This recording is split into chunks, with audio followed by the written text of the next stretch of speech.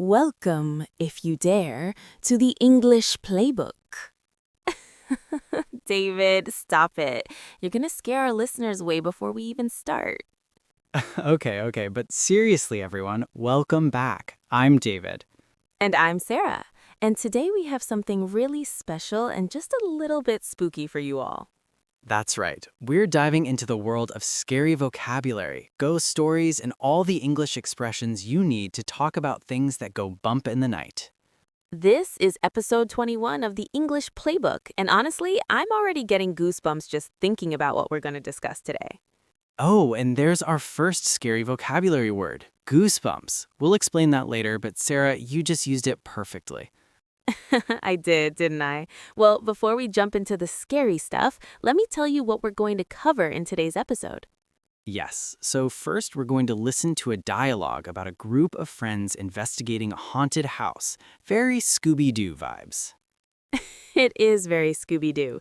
Then we'll break down all the spooky vocabulary, words like haunted, creepy, spooky, and my personal favorite, scaredy cat. We'll also look at some really useful expressions that native speakers use when talking about being scared, like gives me the creeps and ultra spooky. And later in the show, we're going to share some personal ghost stories, talk about superstitions from around the world, and I might just convince David that ghosts are real. Good luck with that, Sarah. But listeners, whether you believe in ghosts or not, this episode is packed with useful, natural English that you can use in everyday conversations. Absolutely. And here's the thing. This vocabulary isn't just for Halloween. You can use these words and expressions year-round to describe anything that makes you uncomfortable, nervous, or scared. Right, like you might not encounter a ghost, but you might meet a creepy person, walk through a spooky neighborhood at night, or watch a scary movie. Exactly. So this is practical vocabulary that will help you express yourself more naturally in English. All right, before we dive in, quick reminder, if you're enjoying the English Playbook, please subscribe to our channel, hit that notification bell, and leave us a comment telling us what you think. Yes, and specifically for today's episode, we want to know, do you believe in ghosts? Have you ever had a supernatural experience? Comment below. Okay, Sarah, I think it's time. Are you ready to enter the Haunted Mansion? I'm ready. Let's do this. All right, everyone. So now we're going to listen to a dialogue. In this dialogue, we have a group of friends, Eddie, Wilma, Shabby, and Scruffy, and they're investigating a mansion that's supposedly haunted. Ooh, I love this. It's like they're the mystery-solving gang. Now, as you listen, try to pick out the scary vocabulary words. Don't worry if you don't catch everything. We'll break it all down afterward. Exactly. Just listen for the overall meaning and the feeling of the dialogue. Here we go. Shabby, why are we at this scary-looking mansion? It's like ultra spooky. I told you already, Shabby. The owner of the house says there's a ghost haunting his house, so we have to go in and investigate.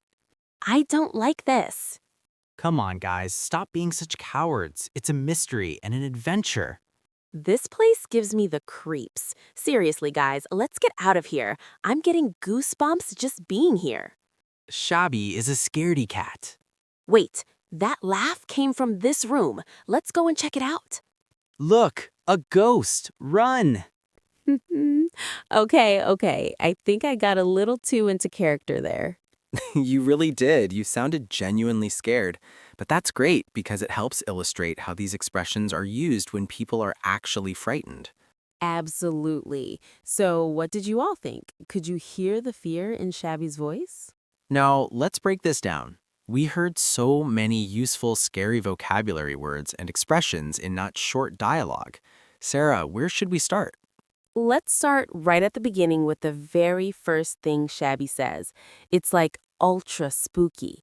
Now, there are actually two interesting words here. Right. First, we have ultra, and then we have spooky. Let's tackle spooky first. Sarah, how would you define spooky? Spooky is an adjective that means something is strange, mysterious, and a little bit frightening. It's not terrifying, it's not going to give you nightmares, but it makes you feel a bit uncomfortable or scared.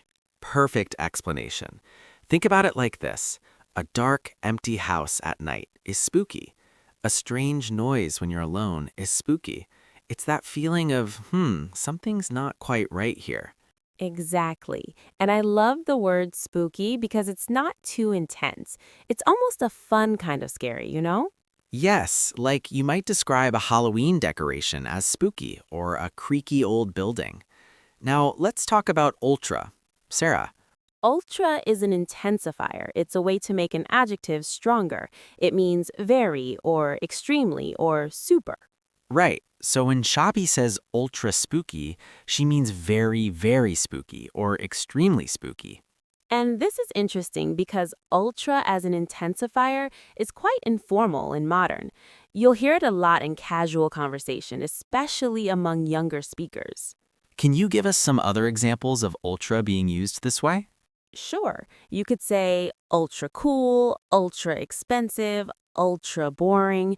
For example, that new restaurant is ultra expensive. It cost me $200 for dinner.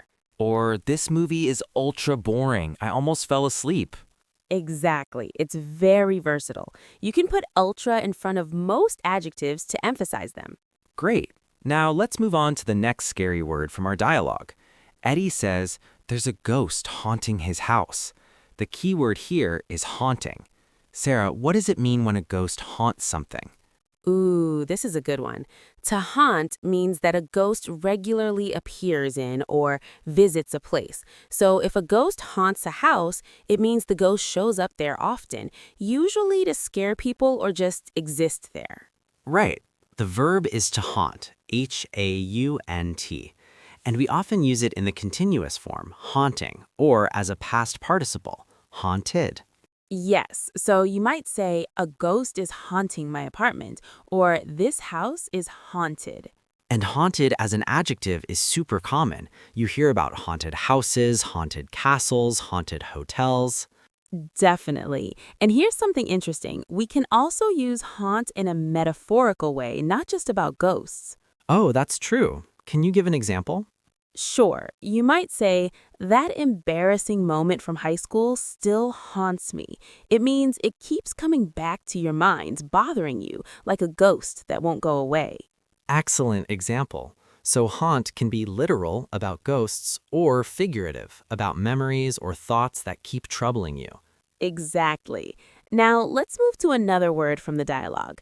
Wilma says, stop being such cowards. David, what's a coward? A coward is a person who is not brave, someone who is too afraid to do things, especially things that might involve some risk or danger. Right. It's actually kind of a harsh word. If you call someone a coward, you're really criticizing them for being too fearful. Absolutely, it's not a compliment. In the dialogue, Wilma is frustrated with her friends because they're too scared to go into the house, so she calls them cowards. And the interesting thing about coward is that it's both a noun and we have the adjective form, cowardly.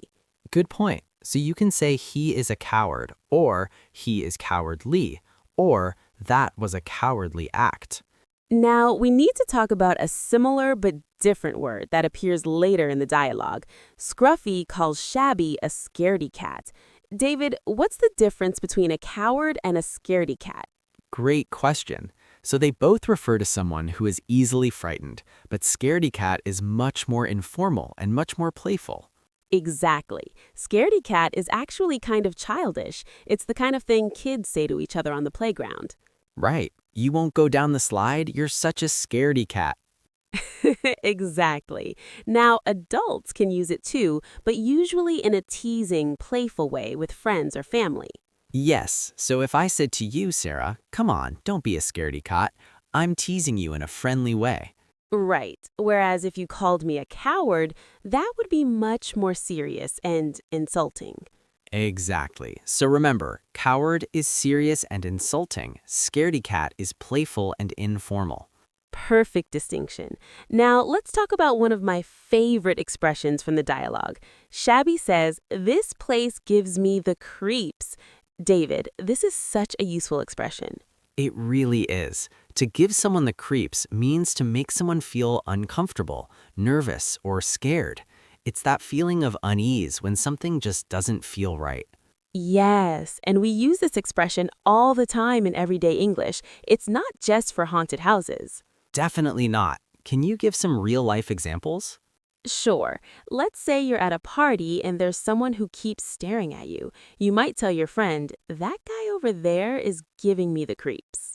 Perfect example. Or maybe you're watching a movie with creepy music and unsettling visuals.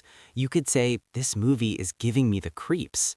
Or what about a more serious situation? You're walking alone at night through an empty street.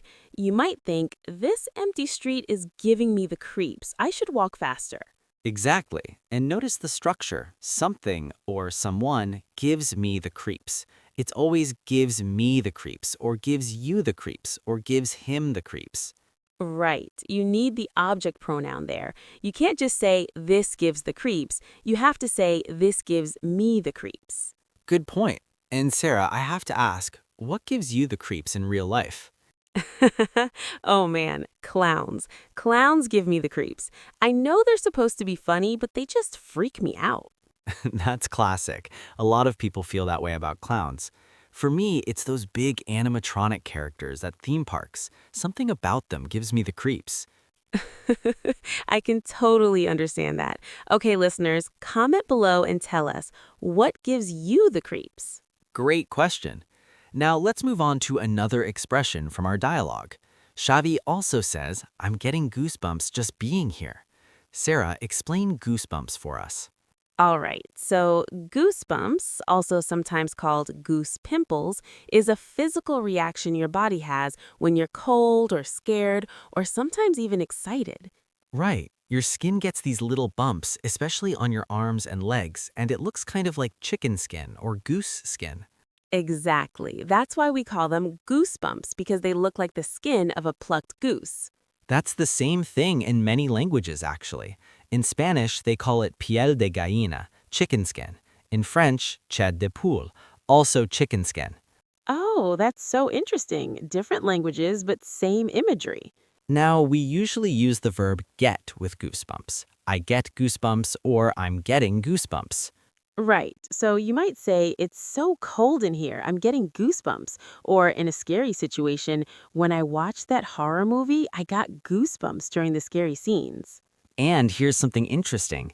We also get goosebumps from positive emotions, like when you hear a beautiful piece of music or someone says something really touching. Absolutely. I might say, that speech was so inspiring, it gave me goosebumps. Or every time I hear that song, I get goosebumps. So goosebumps can be from cold, fear, or strong positive emotions. Exactly. It's such a versatile expression. All right, so we've covered a lot of vocabulary so far. Let's do a quick recap, Sarah. Great idea. So we learned spooky, strange, and a little frightening, ultra, an intensifier, meaning very or extremely, to haunt, when a ghost regularly appears in a place, coward, someone who is not brave, serious word, scaredy cat, someone who is easily scared, playful word, gives me the creeps, makes me feel uncomfortable or scared, and goosebumps, the bumpy skin reaction from cold, fear, or strong emotions. Perfect summary. And remember, all of these words and expressions are used by native speakers in everyday conversation. Yes, this isn't just vocabulary for English textbooks. This is real, natural English. All right, everyone, we're going to take a deeper dive now into some specific language patterns that appeared in our dialogue. Sarah, what's first? Let's talk about the pattern of using looking with adjectives. In the dialogue, Shabby describes the mansion as scary looking. Yes, a scary looking mansion. This is such a useful pattern in English. Absolutely. So the pattern is adjective plus looking plus noun, and it means that the noun appears to be or looks like that adjective. Right, so a scary looking mansion is a mansion that looks scary. We don't know if it is actually scary, but it appears scary. Exactly. It's all about appearance, and we use this pattern all the time in English. Let me give you some examples. You could say, I saw a delicious looking cake in the bakery window. Or, there's a suspicious looking person standing on the corner. My neighbor has a friendly looking dog. We stayed at a fancy looking hotel. See how natural this sounds? It's a really productive pattern. It is. And here's the thing. You can use almost any adjective with this pattern. The most common ones are adjectives that describe appearance or personality. Right, so adjectives like good looking, bad looking, nice looking, mean looking, weird looking, strange looking, expensive looking, cheap looking. And good looking is actually a fixed expression all on its own without a noun after it. If you say someone is good looking, it means they're attractive or handsome. Great point. He's a good looking guy, or just he's good looking. Now, one thing to note about this pattern, when you're writing it, sometimes you hyphenate it and sometimes you don't. But in speaking, it doesn't matter. Right, you might see it written as scary looking with a hyphen, or scary looking without. Both are acceptable. But in speaking, we always say it the same way, scary looking, with a natural flow between the words. All right, let's practice this pattern a bit. Listeners, I want you to repeat after Sarah. Sarah will give you a sentence and you repeat it. Ready? Ready. Here's the first one. That's a strange looking building. There's a friendly-looking woman at the desk. I bought a delicious-looking pizza. He's wearing an expensive-looking watch. Great practice. Now, listeners, I want you to try creating your own sentences using this pattern. Pause the video, think of 3 sentences using looking with different adjectives, and say them out loud. Yes, actually practice speaking. That's how you improve. All right, now let's take an even deeper dive into one of the expressions we learned. Gives me the creeps. This is such a common and useful expression in English. It really is, and I think it's worth spending some time really understanding how to use it naturally. Agreed. So let's break down the structure. The pattern is something, someone, plus gives, plus pronoun, the creeps.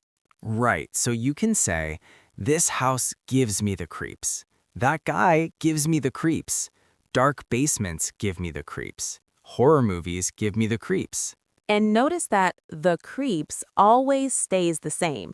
You don't say a creep or creeps without the. It's always the creeps.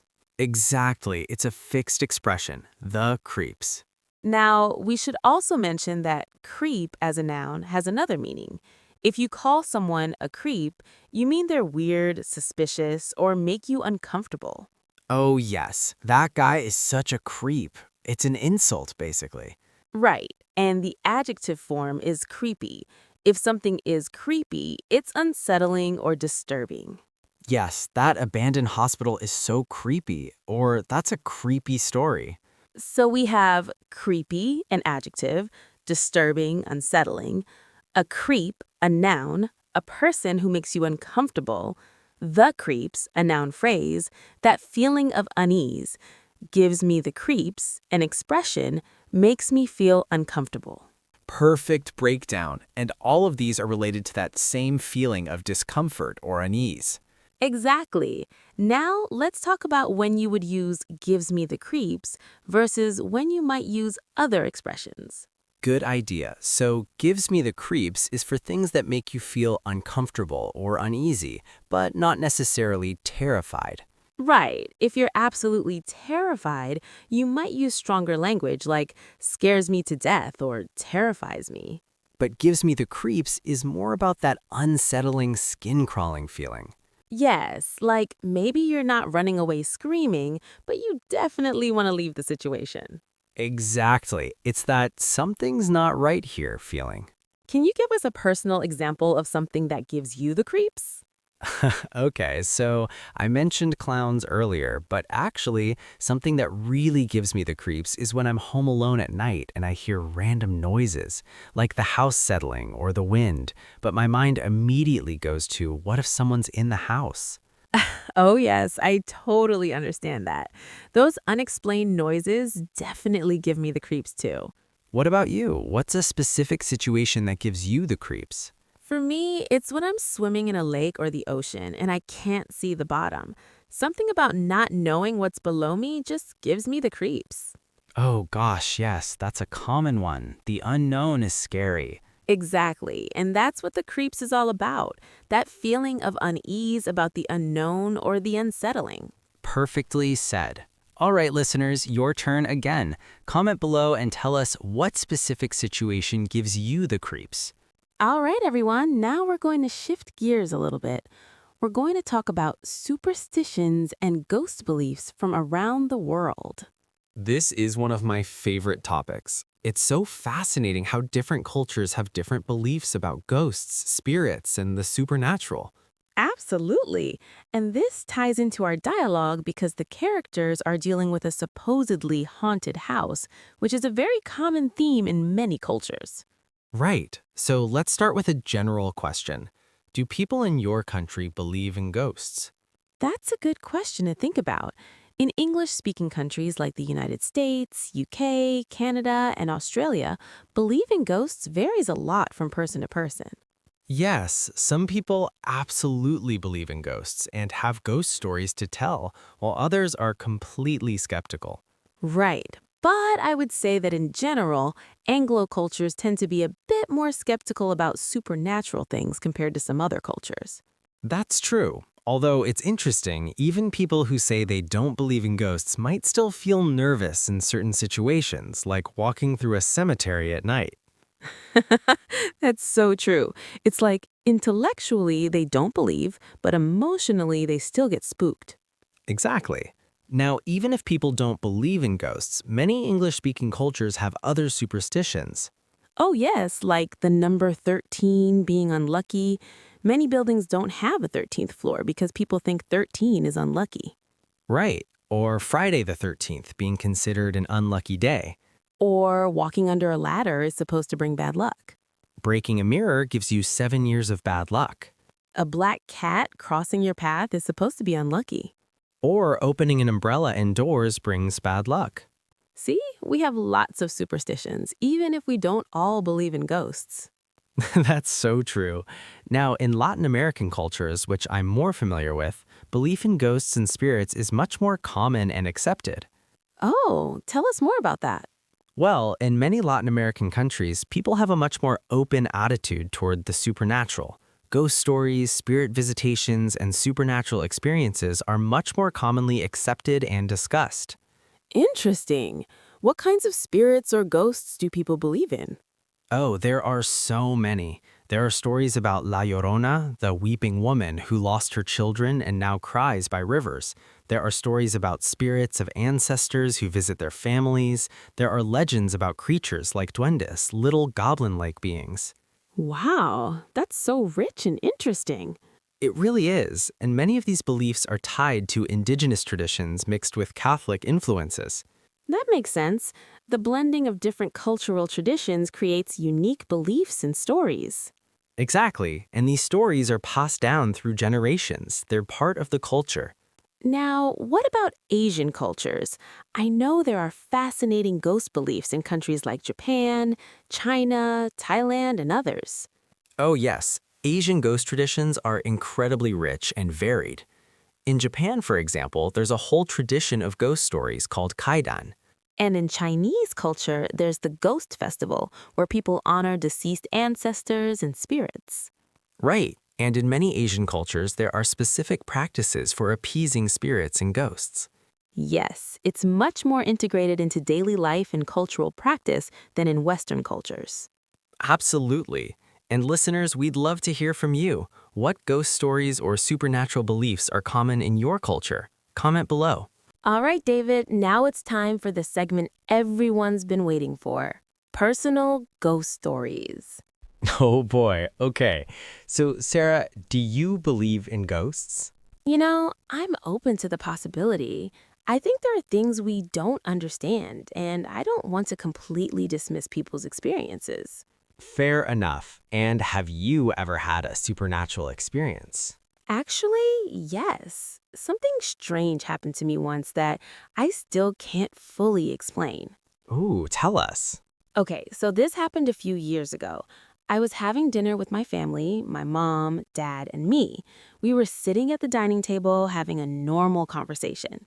Okay. So on the table, there was a glass of water. It was full, just sitting there in the middle of the table. And suddenly, with no one touching it, the glass started to move. Wait, what? It just started moving on its own? Yes, it slid across the table, maybe about 6 inches, and then it started spinning slowly while it moved. Are you sure there wasn't an earthquake or someone bumped the table? No, that's what was so weird. Nothing else on the table moved. Not the plates, not the other glasses, nothing. Just this one glass. That's okay, that is creepy. What did you do? Well, we all just stared at it. My mom, my dad, and I all saw it happening. And then my mom started nervously laughing, like when you're uncomfortable and don't know how to react. Yeah, yeah. And then the glass just stopped. It stopped moving and spinning, and it was just normal again. Did you ever figure out what caused it? No, to this day, we don't know. My dad tried to rationalize it. Maybe there was a vibration we didn't notice. Maybe condensation made it slide. But none of those explanations really make sense because it also spun and nothing else moved. That gives me the creeps just hearing about it. Right? So yeah, I can't say for sure it was a ghost, but it was definitely unexplained. Wow, okay, so I have to be honest, I'm pretty skeptical about ghosts. I tend to think there's usually a logical explanation for things. But have you ever had an experience that made you wonder? Actually, yes, just once. Ooh, tell us. Okay, so I was staying at an old hotel once for work. It was a historic building, probably like 100 years old. Already spooky. Right? So I'm in my room on the third floor and it's late at night. I'm trying to sleep and I keep hearing footsteps in the hallway outside my room. Okay. So here's the thing. They would walk past my door and then a few minutes later I'd hear them again going the other direction, back and forth, back and forth. That's creepy. Right? So finally, I got annoyed because I couldn't sleep. I opened my door to see who was walking around, and there was no one there. The hallway was completely empty. What? Yeah, and I could still hear the footsteps, but there was no one there. Did you investigate more? No way. I closed my door, locked it, and tried to ignore it. I'm not going to wander around a dark old hotel in the middle of the night. That's probably smart. But see, you had an unexplained experience too. I did. I still think there's probably a logical explanation. Maybe the sound was echoing from another floor, or maybe it was pipes or something. But in the moment, it definitely gave me the creeps. See, even skeptics get spooked sometimes. You're right. I'll admit it. In that moment, I wondered if maybe there was a ghost. And that's the thing. Even if you don't believe in ghosts, certain experiences can make you question what you think you know. Absolutely. And I think that's healthy, keeping an open mind while also being skeptical. Exactly. Now, listeners, we want to hear your ghost stories. Have you ever experienced something you couldn't explain? Comment below and share your stories. All right, everyone, we're coming to the end of our spooky episode. Let's do a comprehensive review of everything we learned today. Great idea. So today we explored scary vocabulary and expressions in English. Let's go through them one more time. First, we learned spooky, meaning strange, mysterious, and a little bit frightening. Not terrifying, just unsettling. Then ultra as an intensifier, meaning very or extremely. You can use it with almost any adjective. Ultra cool, ultra scary, ultra expensive. We learned to haunt, when a ghost regularly appears in a place. The ghost haunts the castle. And haunted as an adjective, a haunted house. We discussed coward, a serious word for someone who is not brave. And scaredy cat, a playful, informal word for someone who is easily scared. We learned the super useful expression, gives me the creeps, makes me feel uncomfortable or scared. And goosebumps, those little bumps on your skin when you're cold, scared, or experiencing strong emotions. We also learned the looking pattern for describing appearance. Scary looking, friendly looking, expensive looking. And we talked about creepy as an adjective, unsettling or disturbing. Plus all the related words, creep as a noun for a weird person, and the creeps as that feeling of unease. We also explored superstitions and ghost beliefs from different cultures around the world. And we shared some personal ghost stories that gave us chills. Now, before we go, let's do a quick practice exercise. I'm going to give you a situation, and you think about which vocabulary word or expression would be most appropriate. David will give the answer after a few seconds. Sounds good. Let's do it. Situation 1. You're walking alone at night through an empty parking garage and you feel uncomfortable. What expression could you use? You could say, "This empty parking garage is giving me the creeps." Perfect. Situation 2. There's someone at work who always stares at you and makes you uncomfortable. What could you call them? You could say, "That person is so creepy," or "That person is a creep." Great. Situation 3. You're watching a horror movie and your skin gets little bumps on it. What's happening to you? You're getting goosebumps. Excellent. Situation 4. Your friend won't go on a roller coaster because they're too scared. What could you playfully call them? You could call them a scaredy cat. Perfect. And situation 5. You see an old abandoned house with broken windows and overgrown plants. How would you describe it? You could say it's a scary-looking house or a spooky house. Excellent work. See everyone, this vocabulary is very practical and easy to use once you understand it. Absolutely. And the more you practice using these words and expressions, the more natural they'll become. Now, here's your homework for this episode. Homework? Laughs. Yes, I want you to do 3 things. Okay, what are they? First, write 3 sentences using the looking pattern. For example, I saw a delicious looking cake. Second, think of 3 things that give you the creeps and write sentences about them. For example, spiders give me the creeps. And third, write a short paragraph, maybe 5 to 6 sentences, about either a spooky experience you had or a ghost story from your culture. Use at least 3 of the vocabulary words we learned today. And bonus points if you share your answers in the comments below. We love reading what you write. Absolutely. We read every comment, and it helps us understand what you want to learn. Now, before we end today's episode, let's remind everyone what the English Playbook is all about. Yes, the English Playbook is your friendly guide to learning natural conversational English through engaging topics. Every week, we explore different themes and teach you the vocabulary, expressions, and cultural insights you need to sound more like a native speaker. We don't just teach you textbook English, we teach you real English that people actually use in everyday conversations. Exactly. And if you enjoyed this episode, there are several things you can do to support us.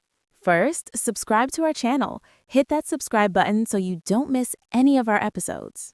Second, turn on notifications so you get alerted every time we upload a new episode. Third, give us a thumbs up if you liked this episode. It really helps us reach more English learners. Fourth, leave a comment. We love hearing from you. Tell us what you thought of this episode, share your ghost stories, or let us know what topics you'd like us to cover in future episodes. And fifth, share this episode with your friends who are learning English. The more, the merrier. Absolutely. Learning English is more fun when you do it with friends. Now, before we say goodbye, let's talk about what's coming up in future episodes. Ooh, yes. So next week, we're going to be exploring expressions related to food and cooking. Yes, we'll teach you all the vocabulary you need to talk about cooking, ordering food at restaurants, and describing different tastes and flavors. And it's going to be delicious, metaphorically speaking, of course. You can't actually eat the podcast. Although, wouldn't that be nice? It would. And in future episodes, we're also planning to cover topics like travel vocabulary, business English, idioms and expressions, and so much more. We have so much exciting content planned, and we can't wait to share it all with you. All right, Sarah, I think it's time to wrap up this spooky episode. I think you're right. But before we go, let me just say, even though we talked about scary things today, learning English doesn't have to be scary. That's true. Learning a new language can feel intimidating, but with the right approach and the right attitude, it can be fun and rewarding. Absolutely. And remember, everyone makes mistakes when learning a language. That's completely normal and okay. Right. The important thing is to keep practicing, keep learning, and don't be afraid to use your English even if it's not perfect. Exactly. The more you practice, the better you'll get. And we're here to help you every step of the way. Well said. All right, everyone, thank you so much for spending the last 100 minutes with us. Yes, thank you for your time and your attention. We really appreciate all of you. Don't forget to like, subscribe, comment, and share. And remember, keep learning, keep practicing, and most importantly, have fun with English. Until next time, I'm David, And I'm Sarah. and this has been the English Playbook. Stay spooky, everyone. But not too spooky.